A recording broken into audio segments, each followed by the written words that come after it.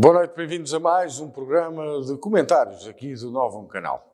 Convidamos o Dr. Rui Brito Fonseca, que vai ser o autor do Ponto e Vírgula. Mas antes de começarmos, vamos conhecer este cidadão e este profissional. Rui Brito Fonseca, presidente e professor coordenador no Instituto Superior de Ciências Educativas do Douro desde 2019, foi também professor adjunto no ISCE em Odivelas entre 2013 e 2019. Foi também docente na STESL e no Setiforma em Lisboa, doutorado em Sociologia e mestre em Ciências do Trabalho em Lisboa. É também licenciado em Ciências Políticas com especialização em Relações Internacionais pela Universidade Lusófona em Lisboa.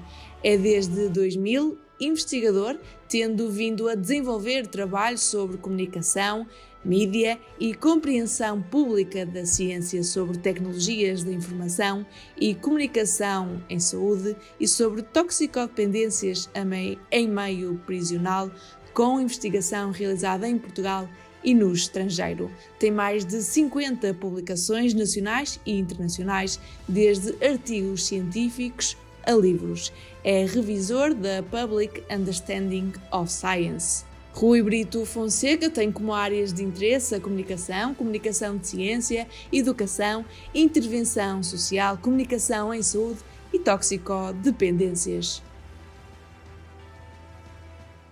Rui Brito Fonseca, bem-vindo, Rui. Como se viu ali, um cidadão de Lisboa, mas agora no Norte, não é? É verdade, é verdade.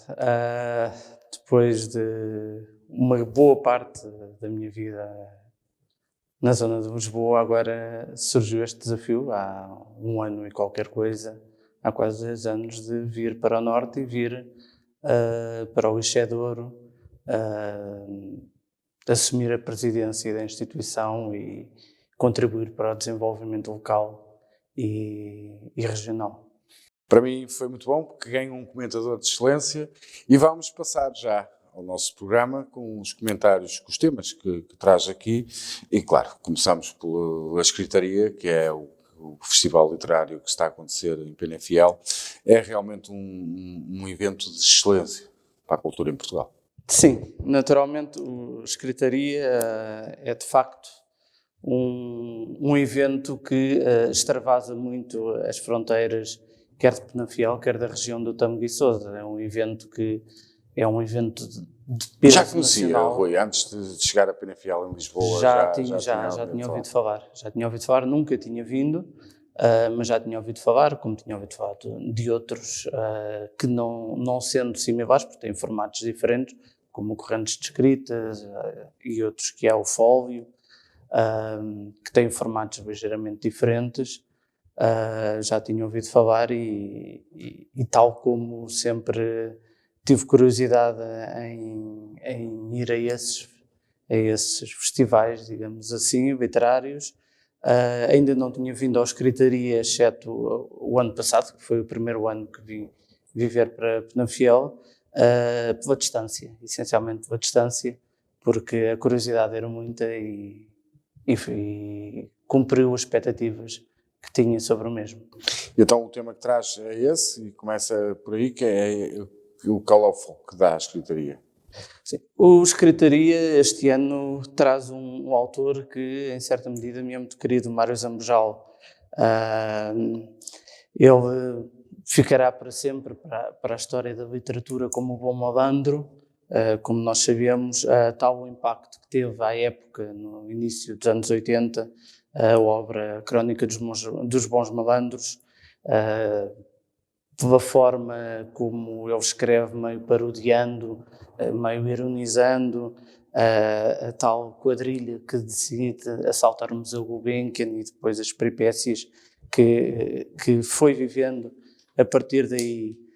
A Crónica dos Bons Malandros, tal foi o impacto na sociedade portuguesa em 1980, que logo em 84 Fernando Lopes passa ao cinema a Crónica dos Bons Malandros. com grandes atores, né, à época, logo com Rui Perry, com Via Gama, com a Maria do Céu Guerra, com o Nicolau Breiner, alguns deles já falecidos. E nem de propósito, esta segunda-feira começaram as gravações de uma nova versão da Crónica dos Bons Malandros, em série para a RTP, com realização de Jorge Paixão da Costa e com um elenco também de luxo, com a Maria João Bastos, com o Adriano Carvalho, o Marco Delgado, o Rui Unas, a Joana Paz de Brito, o José Raposo, o Manuel Marques ou a Joana Barrios, só para dizer alguns, estando prevista a estreia do seriado para o final deste ano na televisão. Por isso parece que as coisas se conjugaram em que este é realmente um ano em cheio para o Mário Zambojal e parece que a organização da Secretaria adivinhou que ia ser um ano em cheio e escolheu se calhar não foi por acaso. Se calhar não foi por acaso. Escolheu o Mário Zambojal para ser a figura do Secretaria deste ano. De facto, o Mário Zambojal é um escritor intemporal. As suas obras, apesar de algumas passarem em tempos específicos, são facilmente transportáveis no tempo, ainda que elas transmitam realmente esse ar do tempo em que o Mário Zambojal escreveu a obra ou quis situar a obra. Os personagens são intemporais pela qualidade com que ele constrói cada personagem, pela forma bem humorada e subtil que ele coloca na escrita e que retratam também este país, o país que fomos, o país que ainda somos, e por isso eu julgo que é com muita justiça que o Secretaria escolheu o nome do Mário Zambojal. E ainda que a pandemia não permita que se possa participar na Secretaria da mesma forma que se participou noutros anos e que não possa haver tantas iniciativas, dado as limitações que temos em termos de saúde, felizmente os diferentes eventos que existem são transmitidos online, através do Facebook, através das televisões regionais, e isso permite que as pessoas consigam ter à mesma contacto com a Secretaria e, quiçá, até que a Secretaria consiga chegar mais longe, que de outra forma, sendo só presencial, não chegaria.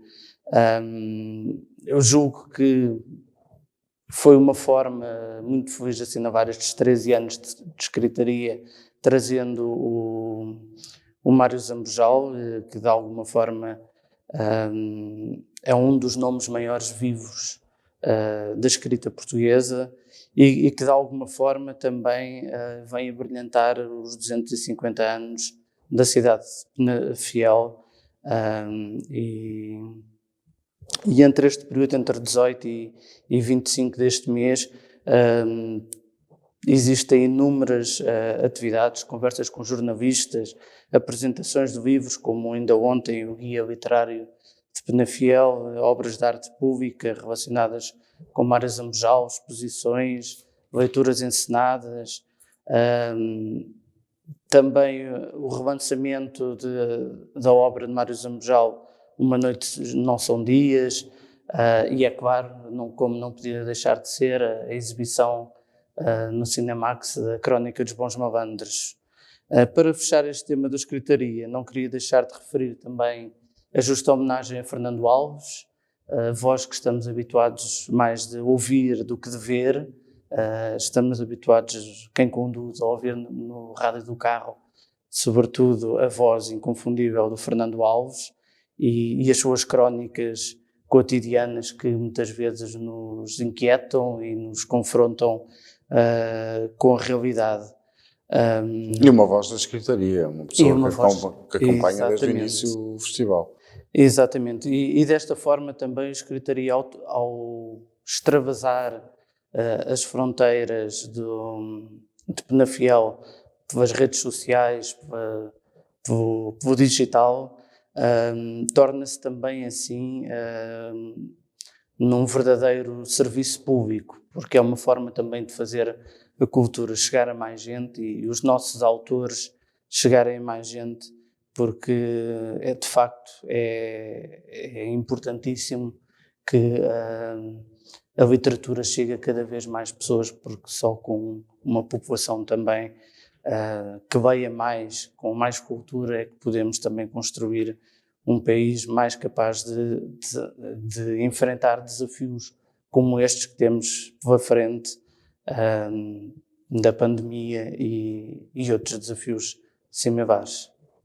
Muito bem. E pegando nessa palavra desafio, passo para o segundo tempo, o aumento da taxa de desemprego. Isso é um desafio para as empresas manter os empregos neste momento, é isso, ou Passando do primeiro tema que nos enche a alma e que nos enche o espírito, não é? E que nos faz sentir bem, porque é bom estarmos com os nossos autores, com os nossos livros, para algo que nos preocupa no cotidiano, do qual todos nós podemos ser vítimas, entre aspas, em que é quiçá uma das certezas que temos na vida é passar por um período de desemprego. Queria falar da taxa de desemprego em Portugal neste momento. Os dados do Instituto Nacional de Estatística tornam visível que a chaga do desemprego tem vindo a crescer de forma muito significativa. Note-se que no final do mês passado, em setembro, estavam registados nos serviços do IFP 410.174 desempregados e, neste momento, já estão mais de 553 mil, à volta de 554 mil pedidos de emprego também. Neste número é importante ter presente que com o mesmo acrescem todos aqueles, por diversos motivos, não ter acesso a subsídio de desemprego, desmotivação, etc., que nem sequer estão inscritos nos centros de emprego. Portanto, quando falamos de desemprego, falamos sempre de algo maior do que aquilo que a taxa transmite. E que sabemos que são sempre uns largos milhares.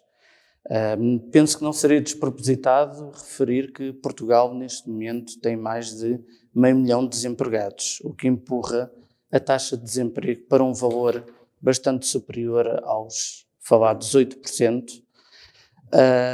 Depois também referir que uma boa parte desses desempregados são desempregados de longa duração, que sabemos também estatisticamente que dificilmente conseguem uma recolocação no mercado de trabalho. Porquê é que diz isso, Rui?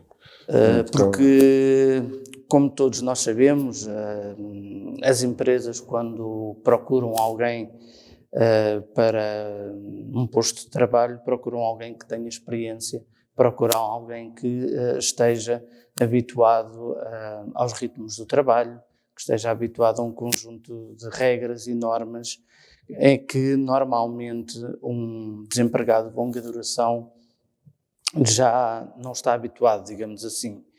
E o que acontece é que, à partida, quando essa pessoa se apresenta perante uma empresa, uma instituição à procura de emprego, o seu currículo, à partida, está desvalorizado perante outros que continuaram sempre no mercado de trabalho e encontraram sempre oportunidades de trabalho ao longo da vida.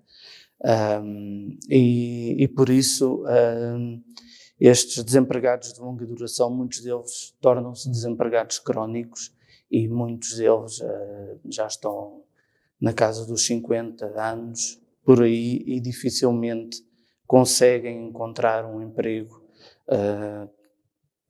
nem que seja um emprego que seja abaixo das suas expectativas. Já não se trata de cumprir expectativas pessoais, mas um emprego per si. De facto, este é um problema social grande. É um problema social grande que existe em todos os países da Europa, em que não existem receitas para o resolver.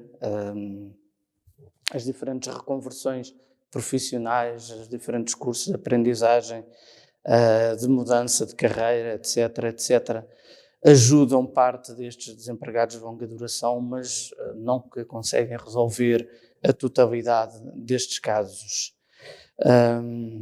Referir ainda que, comparando este ano, setembro de 2020, com setembro de 2019, temos uma subida superior a 36% no desemprego. Isto também, mas tem a ver também com a pandemia, não? Naturalmente tem a ver com a pandemia. Naturalmente, a pandemia fez com que um conjunto de setores de atividade parassem, desde logo o turismo, desde logo as viagens associadas ao turismo, desde logo a hotelaria, a restauração, todo um conjunto de atividades económicas que funcionam em cadeia, que não podem funcionar dissociadas umas das outras. De um momento para o outro ficaram sem clientes e naturalmente, como estratégias de sobrevivência, começaram a diminuir os seus ativos, até que muitas delas tiveram mesmo que abrir falência e fechar a atividade. De facto, a pandemia veio criar esta sangria em termos de mercado de emprego, que ainda não terminou, como todos sabemos. A pandemia continua, está a agravar-se, os números agravam-se dia para dia. Vamos ver se não teremos um novo confinamento geral ou se vamos ficar por confinamentos parciais. A meu ver, um confinamento geral seria catastrófico para a economia do país, seria catastrófico para a vida das pessoas, e por isso esperemos que, em termos de saúde pública, seja possível manter estes confinamentos parciais e ir contendo a progressão do vírus por essa via, de modo a que a atividade económica não caia totalmente e que, por isso, o desemprego não dispare ainda mais. Mas, Rui, concorda, e já ouvi muitas críticas, que, principalmente no Algarve, que diz que nós promovemos muito, que o nosso país é muito virado e tem que ser para o turismo. Esta crise que se assolou, não podemos corroborar com essas declarações, porque ninguém previa isto, e devemos continuar a ser o país virado para o turismo e para a hotelaria? Ou acha que isto nos faz repensar e, se calhar, também apostar mais na indústria e noutro tipo de empresas? Naturalmente não podemos, e eu espero que seja uma das lições que se tire desta crise provocada pela pandemia, não podemos voltar a ser um país de monocultura de turismo.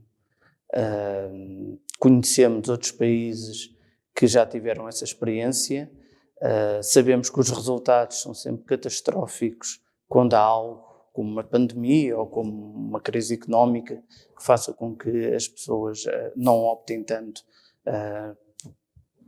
por escolher unidades hoteleiras, por ir a restaurantes, etc.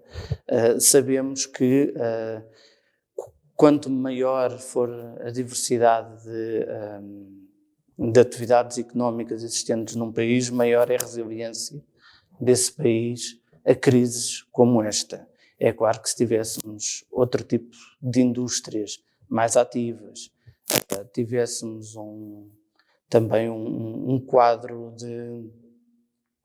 de organização ao nível até dos transportes públicos, porque agora começou-se a falar na ferrovia, quando o problema da ferrovia já devia ter sido resolvido há 20 anos.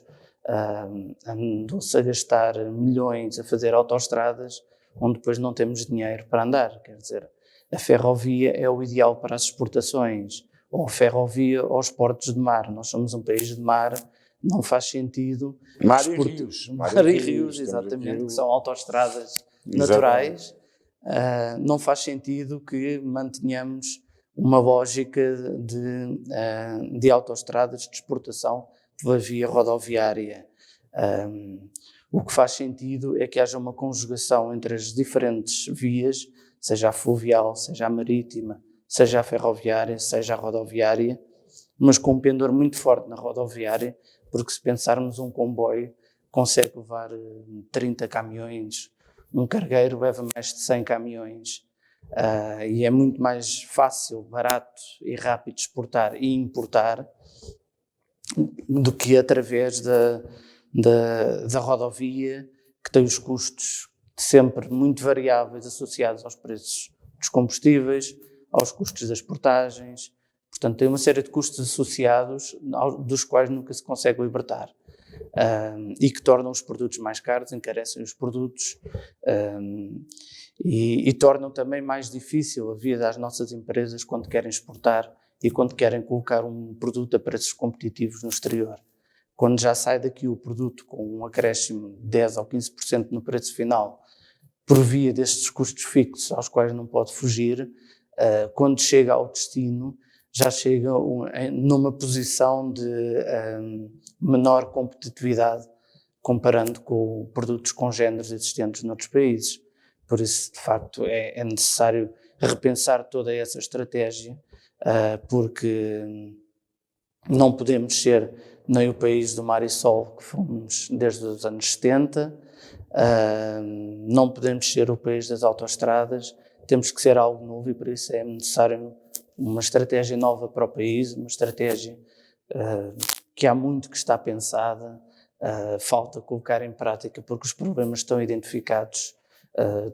Sempre que há uma crise ouvimos os mesmos argumentos, ouvimos as mesmas receitas e depois passa uma década, vem uma nova crise e não se fez nada nessa década e vem-se falar de novo dessas mesmas receitas.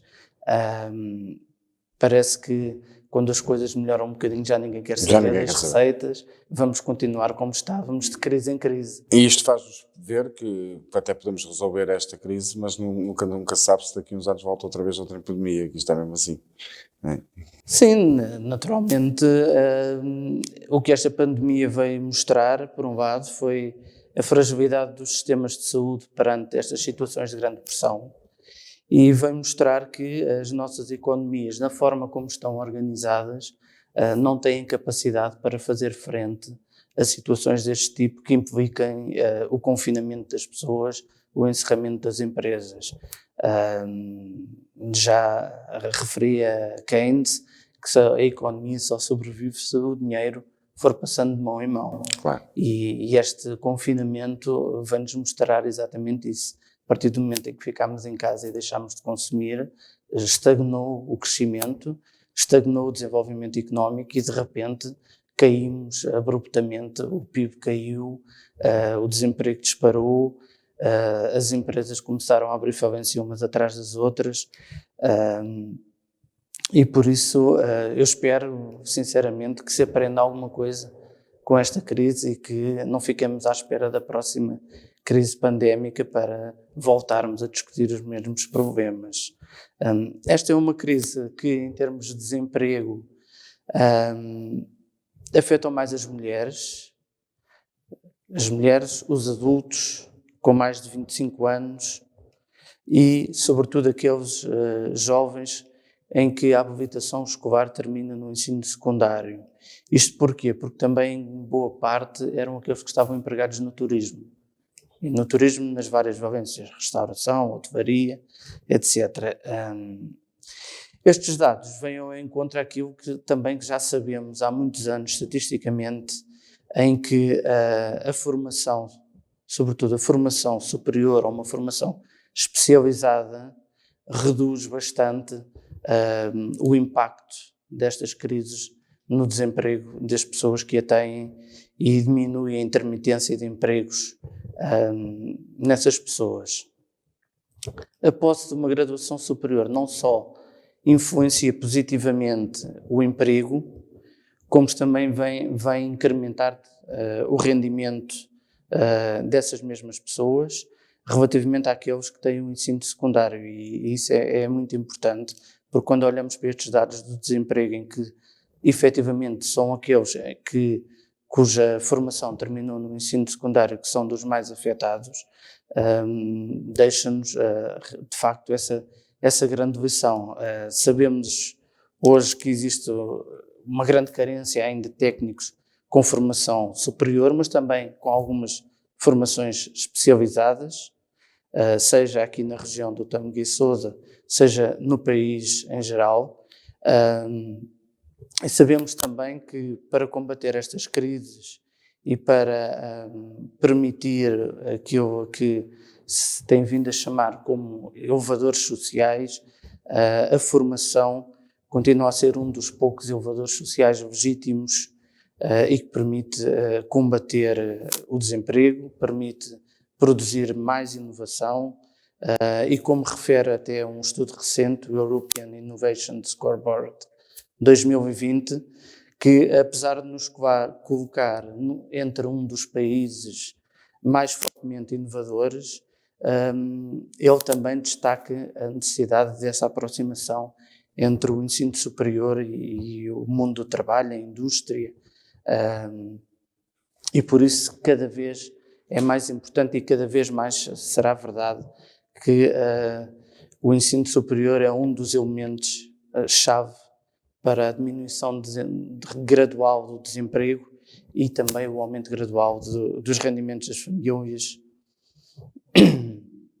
E que este é um caminho essencial que é necessário quer para a região, quer para o país.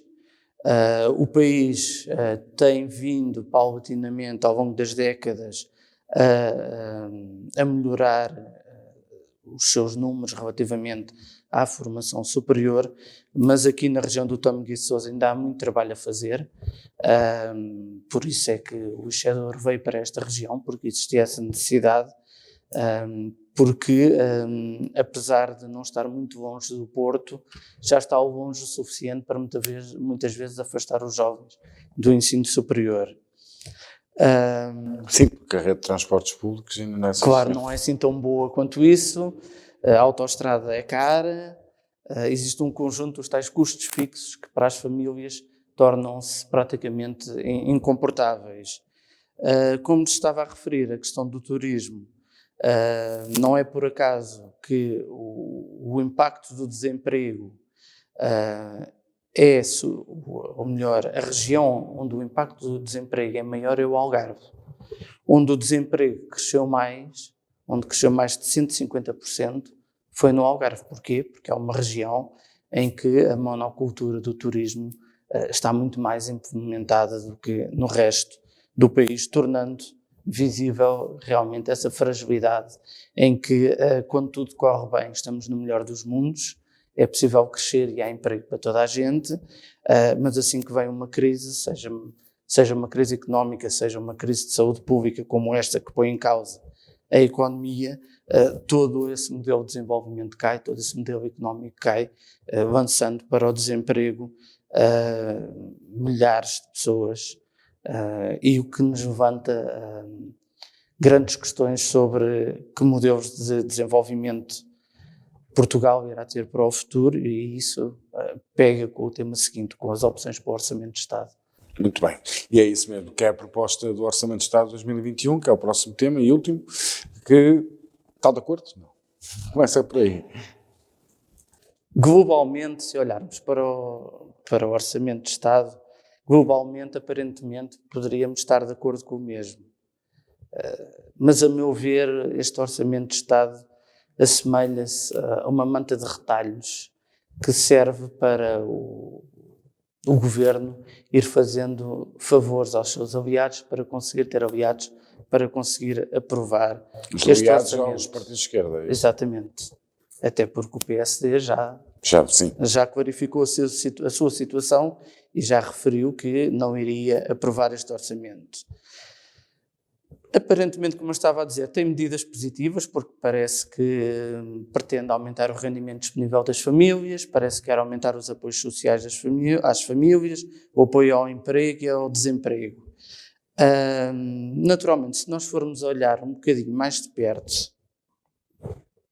este orçamento, e ainda que seja um orçamento condicionado por esta pandemia e que por isso tem um conjunto de condicionantes que noutra situação não ocorreria, mas cada orçamento tem as suas condicionantes, não pode servir de argumento para ser um mau orçamento.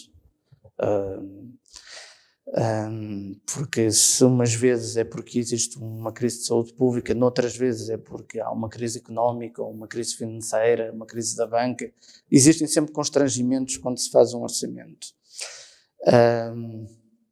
Agora, de facto, parece-me que há um conjunto de medidas que deveriam ser ponderadas em relação a outras. Isto é, as medidas que o Governo escolheu para este orçamento, com o argumento que iria aumentar o rendimento das famílias e diminuir o desemprego, faz-nos questionar sobre os impactos reais dessas medidas e sobre os impactos futuros de cada medida, porque algumas destas medidas já começaram a ser alteradas, porque os cenários já estão a mudar. O que nos faz pensar que provavelmente não eram assim tão consistentes.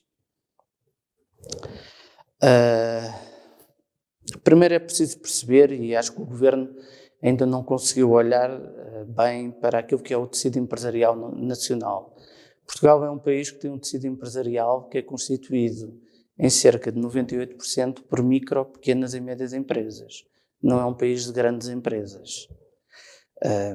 Logo, a área onde o Governo deveria intervir primeiramente deveria ser sobre o apoio a essas micro, pequenas e médias empresas, que muitas delas necessitariam de ajudas, quer diretas, quer ajudas fiscais, para conseguir sobreviver e manter os seus postos de trabalho e não adensar o problema do desemprego que já temos. Depois existem medidas que eu até acho que são um pouco populistas, porque chegam a parecer que estamos a brincar com alguma coisa. Fala-se de um aumento extraordinário de pensões de 10 euros, que é muito justo, mas que não parece que resolva o problema a nenhum pensionista, a nenhum reformado. Estamos a falar a menos de 50 cêntimos por dia, muito menos. Fala-se da questão do IVA da eletricidade, que, pelos cálculos que já existem, vai ter um impacto muito marginal na vida das pessoas, e no aumento do salário mínimo nacional, que todos consideramos que seja justo e necessário, mas também temos que pensar se é a altura certa para o fazer, quando as tais micro, pequenas e médias empresas que constituem o grosso do tecido económico nacional estão em apuros e já não conseguem fazer face aos postos de trabalho que têm. E se ainda vamos aumentar essa carga sobre essas micro, pequenas e médias empresas, o que vai acontecer é que o desemprego vai crescer ainda mais e essas empresas irão necessariamente abrir falência. Seria uma medida interessante, mas numa outra fase em que a economia já estivesse mais estabilizada, ainda que se perceba que quer-se criar aqui um efeito multiplicador da economia, em que as pessoas tendo mais algum dinheiro vão gastar mais e por isso vai conseguir dinamizar a economia e pôr o país a crescer. O ajustamento das retenções na fonte, esse então é um tema que eu acho que é uma medida é um passo de mágica, é uma medida ilusória e perfeitamente transitória, pois o contribuinte deixa de pagar agora para depois pagar no acerto do IRS. E depois estamos a falar em valores que, segundo os cálculos existentes, variam entre 1 a 16 euros por mês. Nós estamos a falar em valores que tenham um impacto muito grande no rendimento das famílias, até porque para a maior parte das famílias será entre 1 a 2 euros por mês. Portanto, poderão beber mais 3 cafés durante um mês. Apresentar isto como uma medida capaz de resolver a crise, eu acho que é criar uma ilusão nas famílias e é brincar um pouco com as expectativas das famílias. A descida do IVA na eletricidade, que eu já tinha referido, também estamos a falar de um valor que em média rondará os 18 euros por ano. Também não me parece que seja isso que vá dinamizar a economia ou fazer com que as famílias aumentem o seu consumo.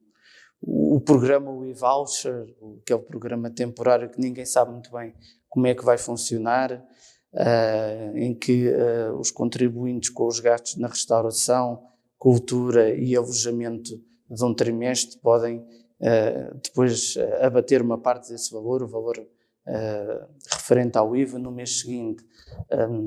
Sendo nós um país onde uma boa fatia da população ofere o ordenado mínimo nacional, não me parece que esta medida seja dirigida a essa fatia da população, porque não me parece que esta fatia da população que é mais carenciada, seja aquela que mais utiliza os alojamentos, hotéis, restaurantes e por aí fora. Implica uma adesão voluntária do consumidor ao programa, isto é, não é algo automático, é necessário o consumidor aderir ao programa e depois não se percebe ainda bem como é que o consumidor adere ao programa e como é que se realiza depois a questão. A isenção do IMI para a maior parte dos contribuintes terá um impacto marginal.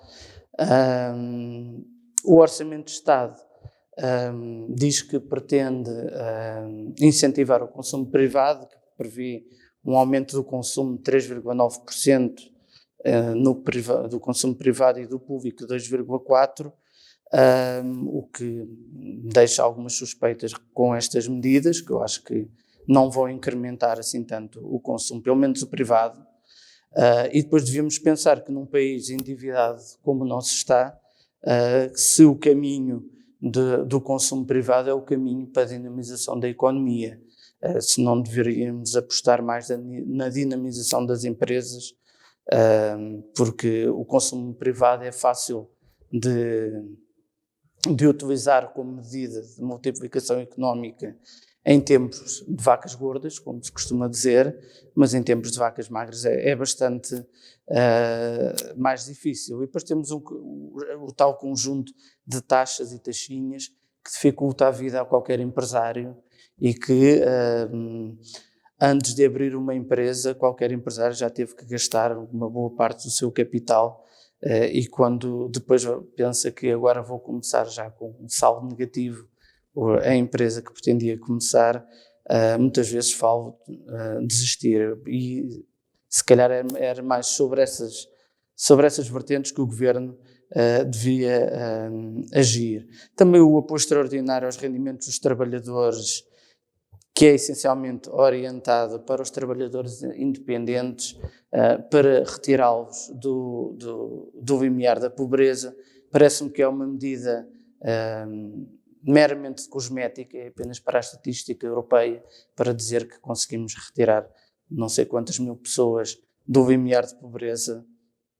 Por isso, aquilo que nos é apresentado como medidas amigas do contribuinte são, no fundo, um conjunto de medidas que mantêm as pessoas em níveis de pobreza, que não incentivam o emprego em muitos casos e que não dignificam a condição das pessoas. Parece-me que faltam medidas que realmente sejam estruturantes da economia, medidas que sejam pela via direta, a ajuda direta, ou pela via fiscal, junto das empresas. E volto a recordar que somos um país de micro, pequenas e médias empresas e que para que essas empresas tenham saúde financeira precisam de uma ajuda imediata e que não conseguiremos ter geração de emprego e de crescimento sem essa ajuda. Por isso, como eu comecei este Orçamento de Estado, parece-me ser uma manta de retalhos para fazer favores às diferentes esquerdas e pedia-se um bocadinho mais de audácia e de coragem no momento em que vivemos para o Orçamento de Estado 2021. Muito bem. Não vamos despedir sem as sugestões.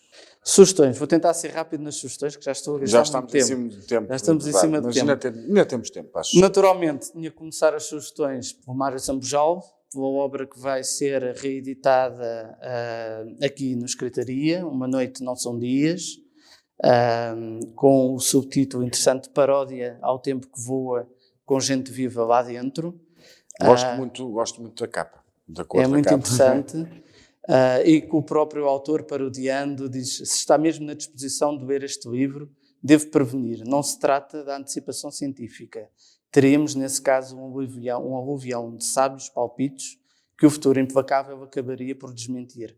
Ao contrário, o que vai ver é uma história verídica, a ocorrer garantidamente no ano 2044. É possível que os inevitáveis céticos e maldizentes tentem beliscar o rigor da narrativa, negando verossimilhança às novidades urbanas, técnicas e de costumes, não importa. 2044 vem já aí, depois conversamos. E o Mário Zambojal sempre com o seu humor, a sua forma de parodiar com o nosso cotidiano. Depois, trago um periódico sediado aqui bem perto, aqui no Porto. Artes e Letras. As Artes entre as Letras. Um periódico que eu já sigo há bastante tempo. Um periódico quinzenal que dedica este número à clepsidra de Camilo Peçanha, com vários críticos conhecidos, como Guilherme da Oliveira Martins, Maria Antónia Jardim, José Valde Figueiredo, mas também fala-nos sobre autores como Natália Correia, Rubaná, também tem aqui lugar nestas páginas. Também dá destaque a uma exposição de Isabel Saraiva na Faculdade de Medicina do Porto, apelando a uma maior ética e a uma sociedade mais inclusiva e uma medicina mais humanizada, que é essencial neste tempo de pandemia que vivemos. Nas últimas páginas traz o Escritaria, traz o programa do Escritaria, traz um artigo sobre o Escritaria e dá um grande destaque ao Escritaria. Este é um periódico já antigo, já vai no seu número 276 e sendo quinzenal, é fazer as contas aos anos a que já existe. E é de louvar. E é da região norte. E é da região norte. Por fim, trago uma revista que me é querida por vários motivos, a Umbigo. É uma revista de artes e moda e design, portanto, para os interessados. É uma revista que me é muito querida, como já referi, por vários motivos. Foi fundada por dois amigos meus, colegas do liceu, a Elsa Garcia e o Miguel Matos. Hoje está só com a Elsa Garcia, porque o Miguel Matos optou por uma carreira internacional como conceituado perfumista. A Umbigo é um caso de resiliência no panorama editorial nacional. Este número vem comemorar os 18 anos da revista. Uma revista, como se vê pelo acabamento, é uma revista cara de produzir. Mas com muita qualidade. Com muita qualidade e que só com muitos apoios foi possível ao longo destes 18 anos produzir estes conteúdos. É uma revista que, tal é a qualidade que tem, que hoje é editada em português e inglês porque exporta para todo o mundo. É um caso de resiliência. Com este número, como eu já disse, são assinalados os seus 18 anos e a proprietária da revista, a Elsa Garcia, já esteve no Ixedouro exatamente a falar sobre o caso de resiliência e como é que ao longo destes 18 anos, que não foram fáceis, que esteve muitas vezes para fechar e para desistir, mas como é teimosa, continua. Onde é que podemos adquirir a revista, Rui? Está espalhada? Existe online e está à venda em diversas livrarias, nos lugares habituais que vendem periódicos deste género, galerias de arte, mas também pode ser assinado online, tem site. Portanto, é fácil de quem quiser. Exatamente, para quem se interesse por arte, moda, design independente. Este é um caso sério um caso editorial muito sério para seguir com atenção. E pronto, e para hoje é o que trago. Voltamos para a semana? Voltamos para a semana com mais livros e com mais temas. Muito bem, Rui, muito obrigado, parabéns, é o teu novo espaço aqui no Novo Canal e com certeza com um desses criativos que um dia também poderás convidar para estar aqui para discutir. Sem dúvida. Passando a pandemia, com certeza conseguiremos trazer aqui ao estúdio. Muito obrigado, Rui, mais uma vez. O ponto e vírgula começa aqui no Novo Canal. Já sabe, pode ver todas as semanas, mas também pode deixar algum comentário ou alguma sugestão para o nosso comentador, depois aqui ir ao seu encontro. É em novocanal.pt, está lá os nossos contactos, é só enviar. Uma boa noite.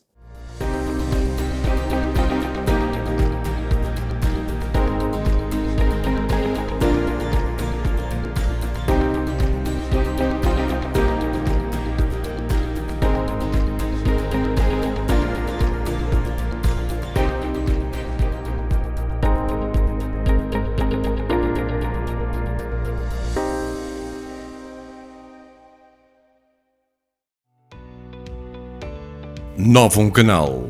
Sempre Novam, sempre seu.